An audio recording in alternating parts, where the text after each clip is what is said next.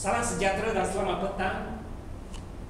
Selamat datang ke taklimat yang diadakan oleh pihak pengurusan sumber manusia MediWest ini.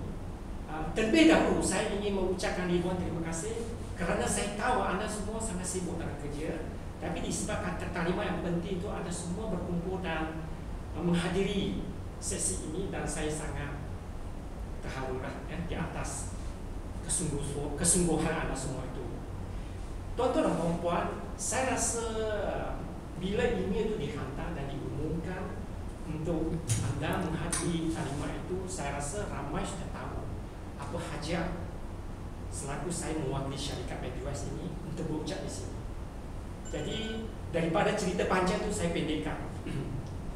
3-4 tahun dahulu, syarikat MediWest memang menghadapi masalah dari segi perniagaan. Ini disebabkan oleh pertambahan syarikat-syarikat bersaing yang bersaing dengan syarikat MediWest ini. Jadi pihak syarikat MediWest memang menghadapi tekanan yang sangat tinggi. Kami menghadapi masalah untuk menjualkan perkhidmatan atau produk-produk peranan kepada pasaran disebabkan permintaan semakin berkurangan. Pihak pengurusan atasan sudah berikhtiar banyak memikirkan cara macam mana untuk mengurangkan kos dan sebagainya. Dalam 2-3 tahun yang lalu, saya rasa saya tidak perlu cakap, rasa tuan-tuan dan puan-puan sudah tahu. Tahun 2010 kita sudah adakan pembekuan kenaikan gaji dan juga pemberian bonus kepada semua rakan sekerja. Tahun 2001 supaya pengurusan syarikat itu akan berjalan dengan lancar, tapi tak berjaya juga, nampaknya tak capai objektif dia. Tahun yang berikutnya kita merancangkan dia dengan mengurangkan gaji-gaji pegawai-pegawai atasan syarikat. Mungkin tuan dan puan tak tahu, ya, pihak atasan, pengurus kewangan, pengurus sumber manusia, pegawai eksekutif operasi, pegawai eksekutif, CEO dan sebagainya, semua dia terlibat. Tetapi langkah-langkah tersebut nampaknya masih tak mencukupi. Baru-baru tahun lepas sahaja, memang kita sudah hakkan pengambilan pekerja baru. Daripada 300 pekerja kita kurangkan sampai kepada 200. Objektifnya satu sahaja matlamat, supaya kita nak kurangkan kos-kos operasi, supaya syarikat mampu untuk hidup dan bersaing dengan syarikat lain. Dan syarikat juga mengambil langkah-langkah untuk menghentikan kerja-kerja membuat kerja lebihan, overtime dan sebagainya. Langkah-langkah semua itu sudah difikirkan dan dilaksanakan. Tapi tuan dan puan, saya kena beritahu anda semua, dengan perhatinya saya kena beritahu anda semua yang rancangan-rancangan yang diadakan semua itu gagal belaka. Dan tahun ini kerugian itu semakin penat, semakin teruk, sudah sampai ke kritikal. Dan pihak atasan dan juga pihak lembaga pengarah sudah membuatkan keputusan, dan saya berdiri dekat tuan-tuan dan puan di sini dengan perhatinya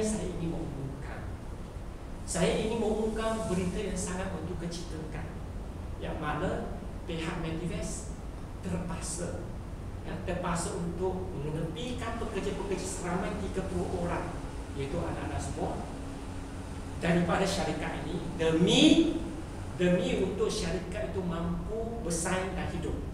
Jadi bahagian yang mengalami kerugian paling teruk sekali, bahagian kejuruteraan, terpaksa dicantaskan daripada operasi syarikat supaya dapat menyelamatkan syarikat ini.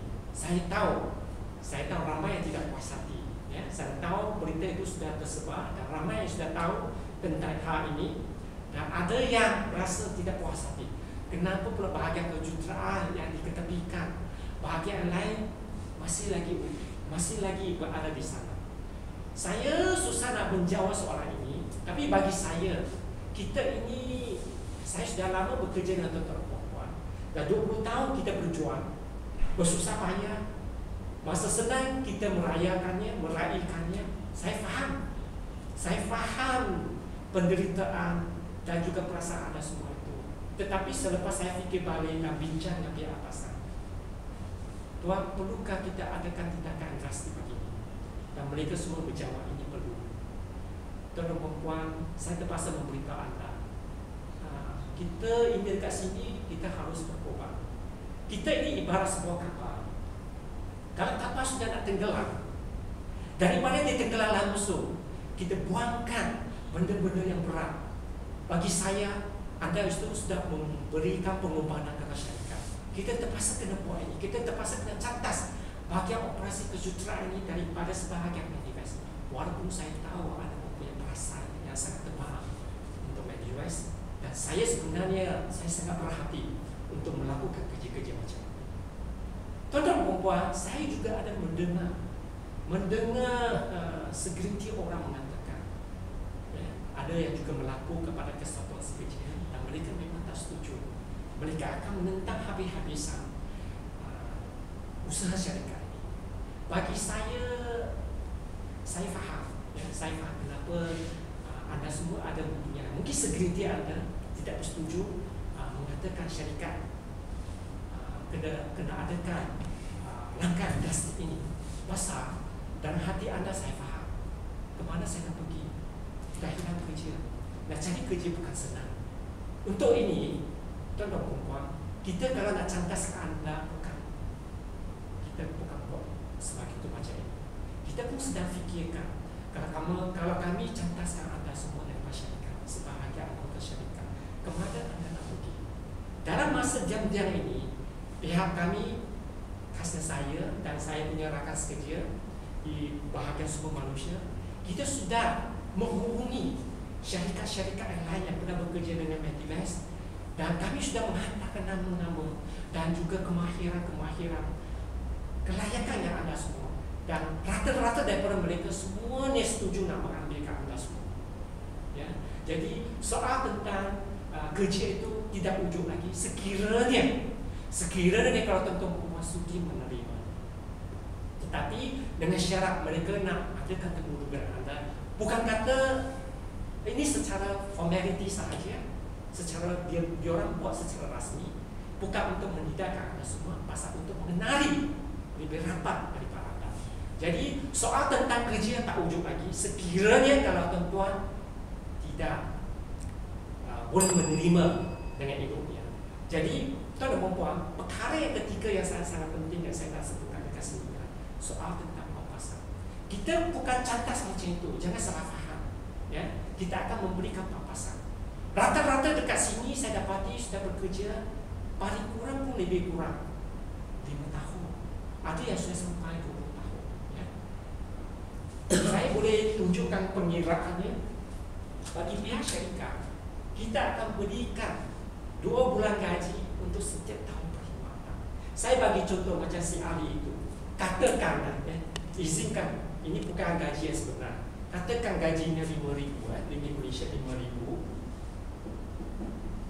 Kalau papasan bayar 2 bulan setiap tahun perkhidmatan, darab dengan 2. Kalau dia mempunyai 20 tahun punya perkhidmatan bekerja dengan syarikat, ini sudah dapat 200,000. Jadi saya ingin memberitahu tuan-tuan dan puan, walaupun ini benda yang agak confidential, saya tak namakan sesiapa. Dekat sini secara ringkas saya hitungkan ada yang boleh dapat sampai 200,000.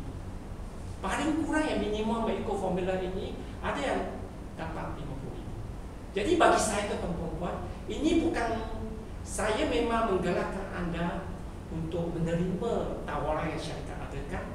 Ini disebabkan satu, kerja itu terjamin, sudah ada syarikat menanti anda. Kedua, bila anda berhenti dari sini, kita akan balik ke pasar.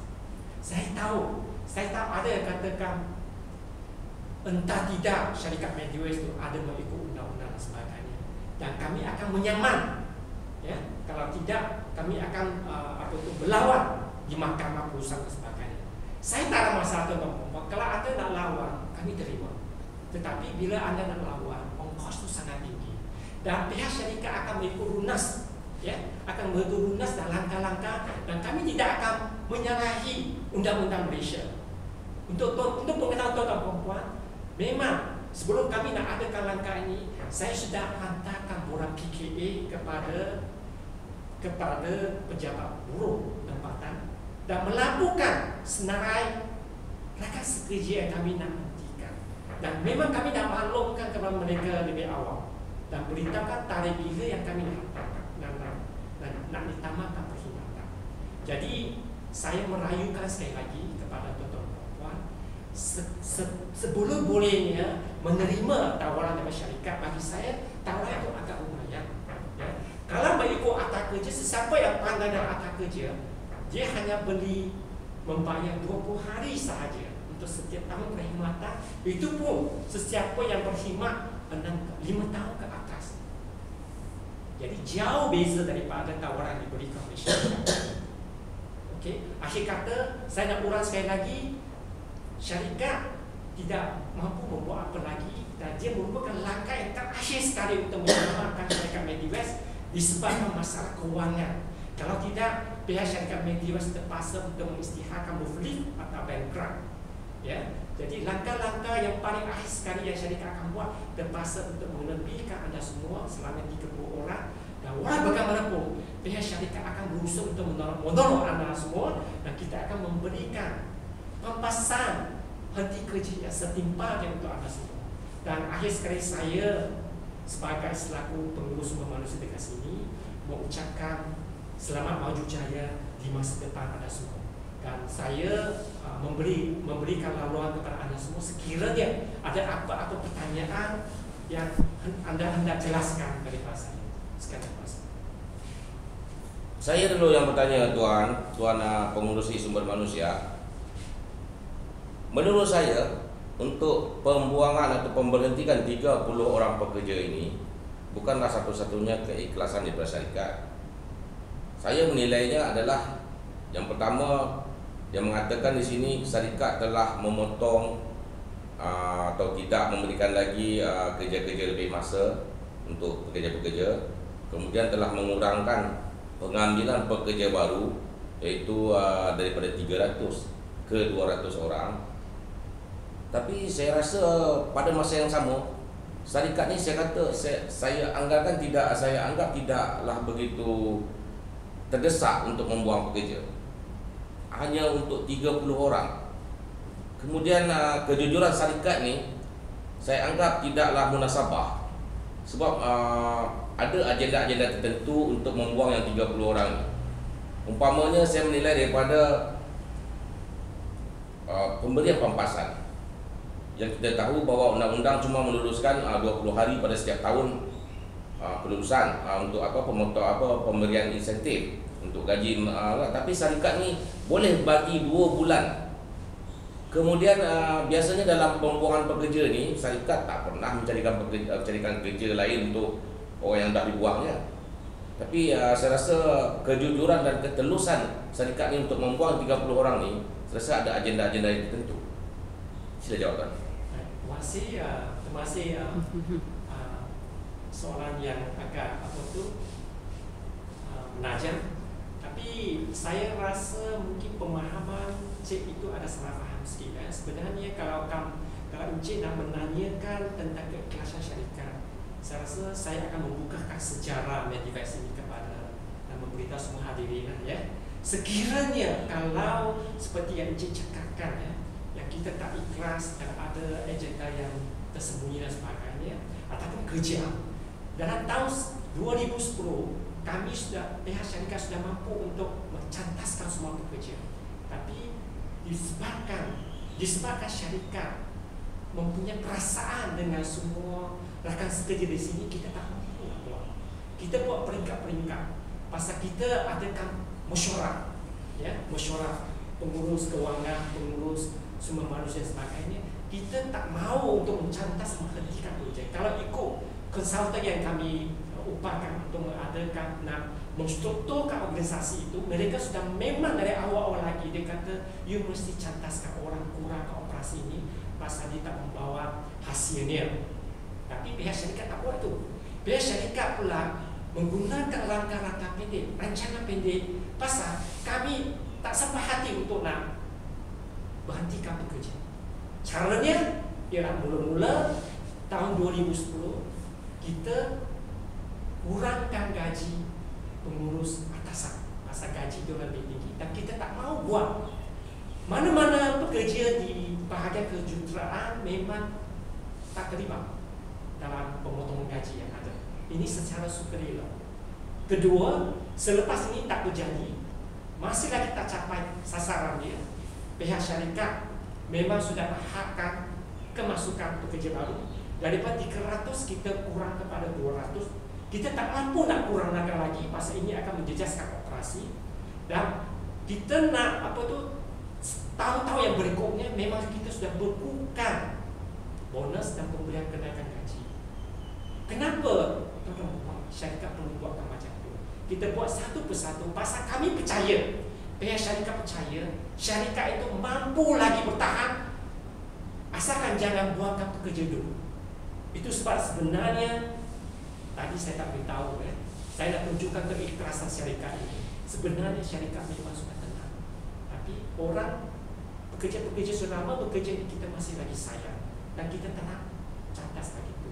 Kita sedang fikir cara-cara yang lain. Contoh, bekukan gaji, bekukan bonus, lepas tu kita kurangkan hakkan kerja lebih masa. Semua ni untuk menjimatkan kos operasi. Pasal kita percaya kita mampu untuk mencapai sasarannya tanpa membuat pekerja. Tetapi hakikat memang hakikat. Tahun ini kita dapati memang kita tak mampu bertahan lagi.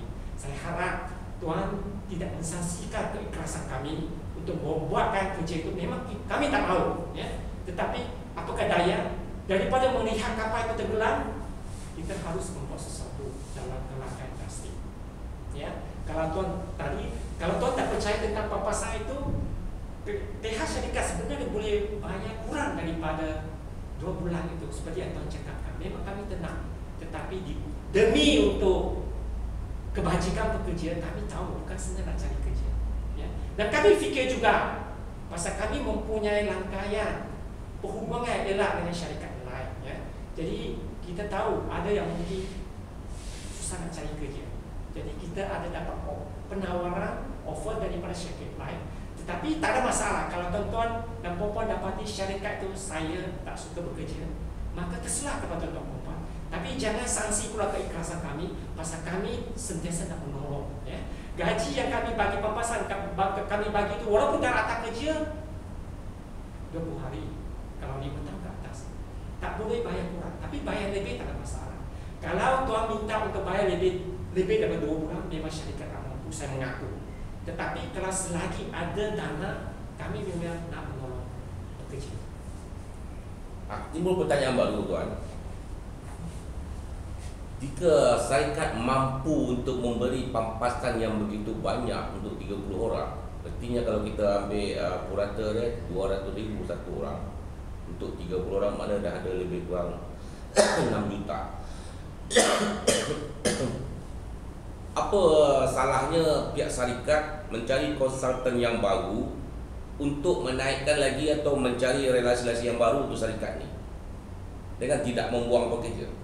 Mana dana tu kita naikkan ke atas dan kita cari satu CEO yang baru supaya syarikat ni boleh bertahan dan boleh maju lagi ke depan. Artinya kita bayar CEO yang lebih pandai atau yang lebih ataupun kita import daripada luar negeri untuk menaikkan lagi syarikat.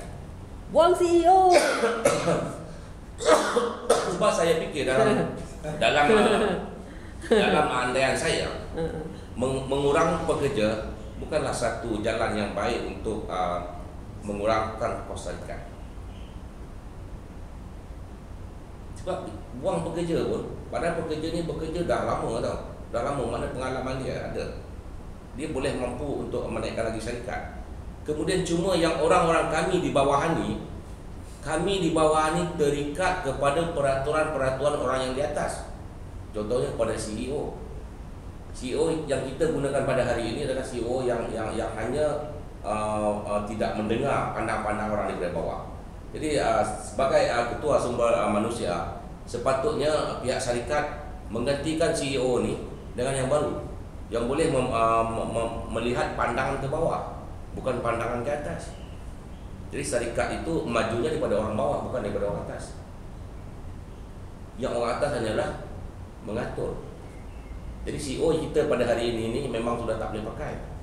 Kita cari CEO baru, batalkan pembuangan pekerja yang 30 orang ni, buang yang 1 orang. Okey.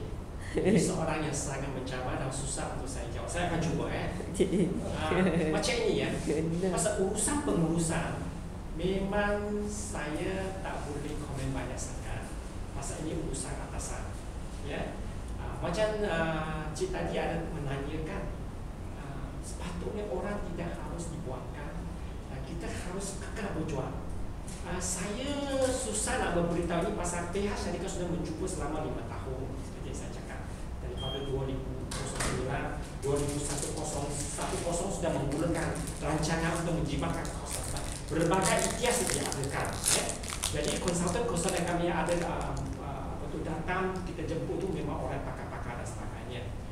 Kalau sekiranya apa yang Cik katakan CEO itu tak bagus dan sebagainya, saya ada sedikit keraguan tentang apa yang Cik tadi sarankan.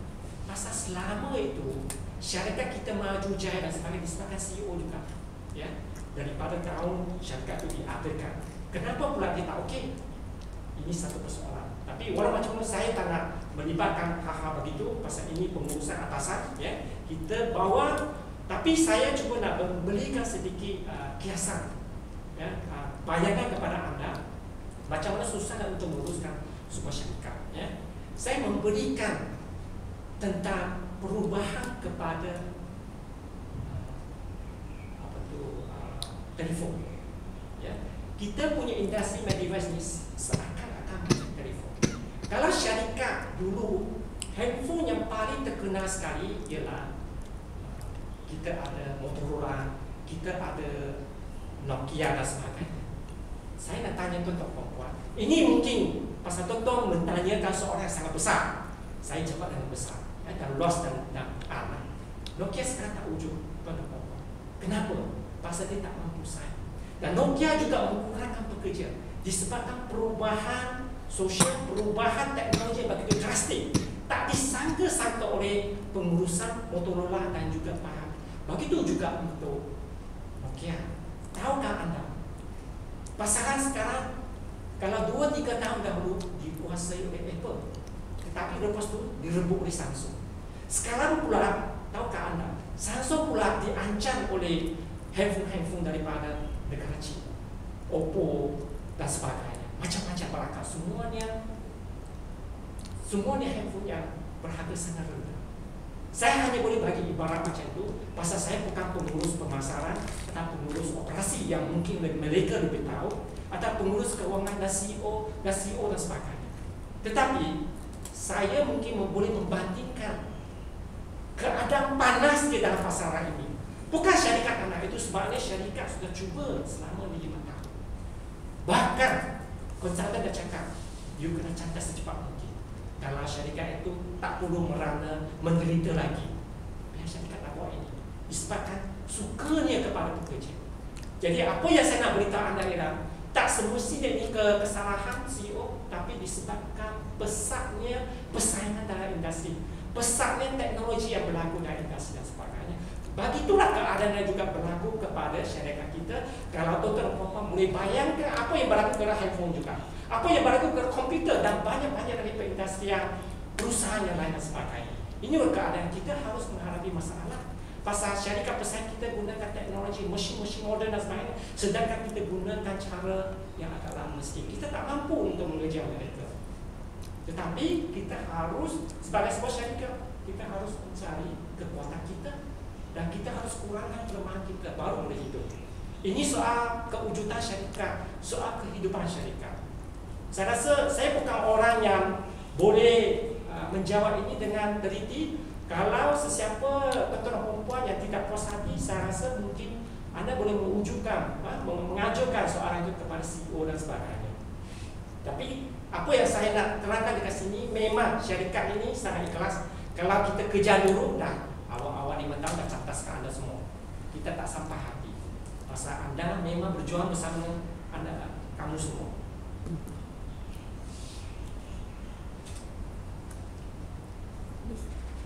Okay, akhir kata itu sahaja. Terima kasih banyak soalan yang diajukan. Pihak semua manusia kita akan mengadakan ini, dan ini terpaksa, dan saya berharap sangatlah anda menerima tawaran itu. Sekiranya kalau katakan ada sesiapa yang masih lagi tak setuju ini, tak setuju pandangan syarikat untuk nak melawan syarikat dengan mahkamah perusahaan, saya dekat sini saya nak terangkan saya tak ada masalah. Tetapi saya pula rasa bila mengemukakan bantahan menyamar syarikat ke mahkamah perusahaan dan sebagainya, satu, dia mengambil masa 2-3 tahun. Kedua, anda boleh membaca Akta Kerja 1995, anda boleh mencari mana-mana pakar sama ada syarikat ada melalui cara-cara yang betul untuk menguruskannya. Kalau tidak, anda boleh menentang, dan saya terima cabaran anda semua. Apa yang saya nak ringkaskan dekat sini ialah apa yang syarikat berikan memang lebih, pampasan itu memang lebih daripada apa yang ada dalam lunas-lunas undang-undang Malaysia. Sekian, dan akhir sekali saya harapkan anda semua maju jaya dalam masa depan anda semua. Sekian, terima kasih.